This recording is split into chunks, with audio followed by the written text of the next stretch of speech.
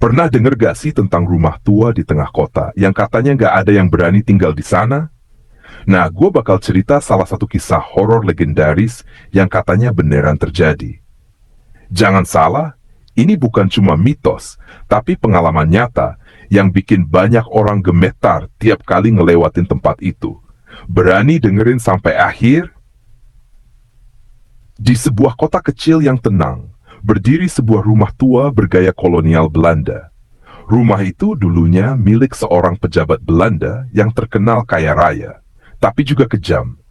Kabarnya, banyak pelayan yang meninggal di rumah itu akibat perlakuan buruk, dan arwah mereka katanya masih terjebak di sana. Sejak ditinggalkan bertahun-tahun lalu, rumah itu jadi bahan pembicaraan warga sekitar.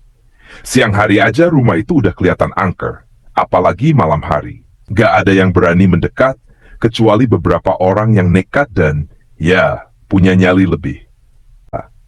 Cerita ini datang dari seorang mahasiswa bernama Dimas dan teman-temannya.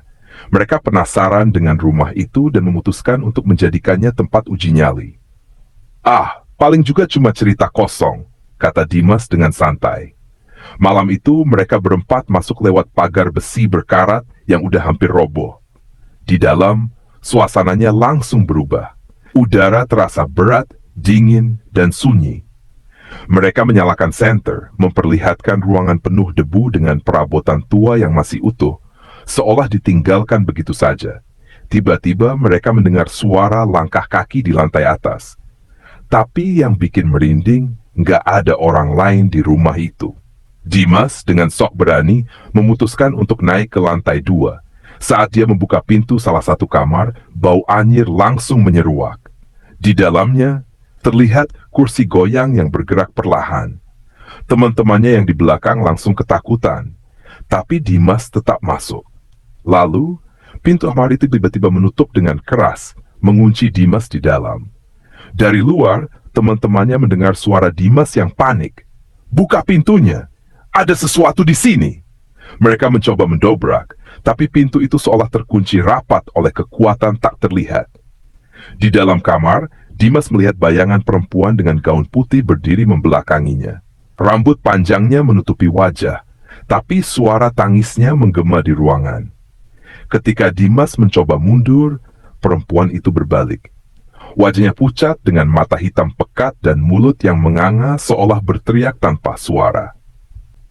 Setelah beberapa menit yang terasa seperti selamanya, pintu kamar itu akhirnya terbuka sendiri. Dimas keluar dengan wajah pucat dan tangan gemetar. Mereka semua langsung lari keluar rumah tanpa menoleh ke belakang. Sampai di luar pagar, mereka sadar ada satu hal aneh. Kursi goyang di kamar tadi terlihat jelas dari jendela, masih bergerak pelan meskipun gak ada siapa-siapa. Sejak malam itu, Dimas gak pernah mau ngomong soal apa yang dia lihat di kamar itu. Tapi setiap kali dia melewati rumah tersebut, dia merasa seperti ada yang memperhatikan dari balik jendela lantai 2. Kisah ini bukan sekadar cerita horor biasa. Ini jadi pengingat bahwa beberapa tempat memang menyimpan energi yang gak bisa dijelaskan. Berani uji nyali itu boleh, tapi selalu ada batas yang gak boleh dilanggar. Jadi gimana? Berani masuk rumah tua kayak gini?